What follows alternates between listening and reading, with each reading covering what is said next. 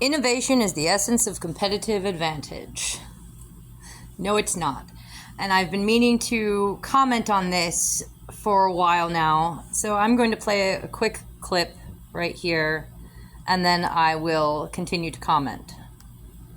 I think that since innovation is the essence of competitive advantage now, then companies have to try to protect that innovation in every way possible. And that will mean taking out legal protection through intellectual property. All right. I don't need to play any more of it. If you'd like, come back and watch it yourself. So this is bullshit. Competition is not necessary for innovation or progress. Not at all. And all I need to do to understand that and know that is to remember back to being 4 years old. So I grew up in Cape May, New Jersey. It's a little sort of island community on a nice little street called Pearl Street with a lot of kids around. And so, and this was the 80s, so parents were not overly concerned about their children being kidnapped. So at age 4, I was allowed to go outside and wander around not really the neighborhood, but up and down the street, around my house, unsupervised.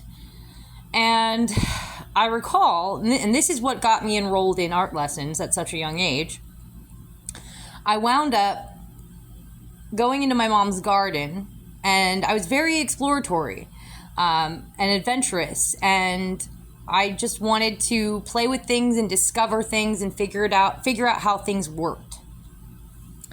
And in my mom's garden, I realized one day when I was playing with some of her flowers, irises specifically, those purple iris flowers, I realized that if I crushed up the iris petals in my hand, it made a pigment. It made like a purple paint. And so I immediately plucked some of the petals off of my mom's iris flowers and proceeded to crush them up and grab a piece of paper and started to paint pictures of iris flowers with the crushed up iris petals.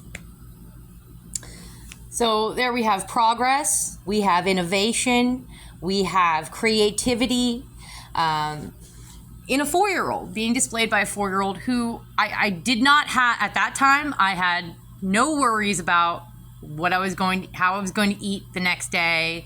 I didn't have to pay any bills. I was not in a romantic relationship with anybody. I didn't have to worry about being cheated on by my spouse or how I was going to feed and my kids or anything like that. I had zero worries at the time. I was 4 years old. I was too young to even know how scary and shitty the world can get to have to worry. All I had to worry about was going outside and finding something to do with myself, to occupy my time. And it wasn't really a worry. It was just, I'm ready to go outside and play now.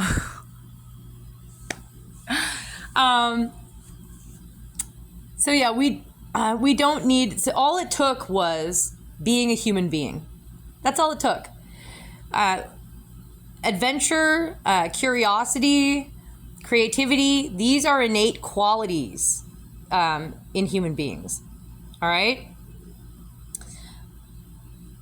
We don't need competition in order to bring these things out of us, in order to manifest any of this. This will just come naturally. Even if all of our needs were met, even if we lived in like a socialist or communist society or something along those lines where everybody's basic needs were met, the argument is always from the capitalists that, and I'm likely more for capitalism than I am for socialism or communism, but capitalism with a conscience. All right. Unfortunately, the shark capitalists, the sociopathic, psychopathic capitalists, the argument that I like to hear them make, and I've heard big name political figures and industrial figures and societal figures say this, tout this. like Elon Musk. I believe I heard him implying this at one point in one of his interviews, that, we won't have progress or innovation without competition. Bullshit. That should be another telltale sign for you guys that Elon Musk is a total freaking moron pretending to be a genius.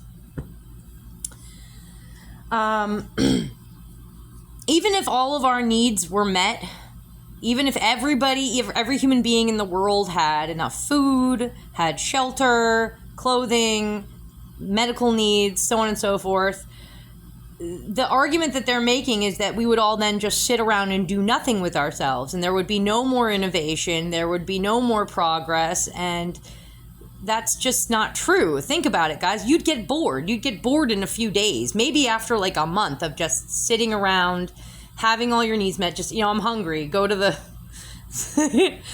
the food materializer. I'm trying to think of the word they use in the Orville for that contraption that just makes anything that you want it to make, right? So it'll make food for you. So if we had something like that just provided anything that we needed, we would still continue to innovate and create, because we're human beings, and because it is built into us, because we get bored, because we need something to do with ourselves, because and even just being distracted with entertainment only goes so far. We need to get up, we need to get out, we need to do stuff with ourselves, we need to socialize, we need to explore, we need to experiment. These are all things that we will do even if we have nothing else we have to do. All right? Now, what actually stands in the way of exploration and adventure and curiosity and the innovation and creativity and progress that are born from those things is trauma, if you think about it. So being traumatized, having something like post-traumatic stress disorder, being extremely stressed out all the time, anxiety-ridden, those are the kinds of things that shut down creative thinking. Those are the kinds of things that shut down progress and innovation. Because when you're